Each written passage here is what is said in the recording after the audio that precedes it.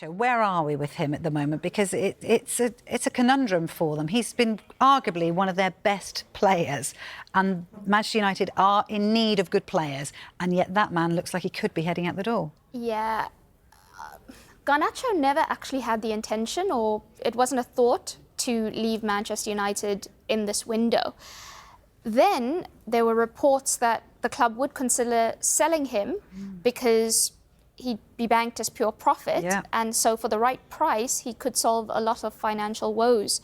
And after those reports, his representatives received a bunch of inquiries about him, and so then they thought, well, he's got to consider his options and his long-term future, because if they're willing to sell him at the right price, is he really part of Ruben Amorim's plans? I think what he's actually done is, over the last few games, he's shown a willingness to adapt. He's improved his defensive duties. So I do think that he's showing that if he stays, he can find a way to work in Amorim's system, which is the opposite of Marcus Rashford, because they were both dropped from that squad against Manchester City for Amorim not being happy with their professionalism.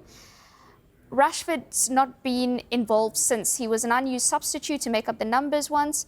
But Garnacho, Amorim's happy with what he's seen from him and has included him and played him and has spoken quite highly of him. Napoli and Chelsea interested in him. Napoli haven't engaged United about him yet. Chelsea haven't engaged United about him yet. Napoli think he's too expensive, so are considering other options. It's one that could be decided quite late on in the window. It's interesting about his worth, because I know Paul Merson was sort of saying yesterday about what he felt Garnacho was worth in terms of millions. But what do you think of the situation of him possibly even going? Because, like I say, his statistics show that actually he's a really valuable player for them. Yes, it'll be interesting to see the justification, because here's the thing.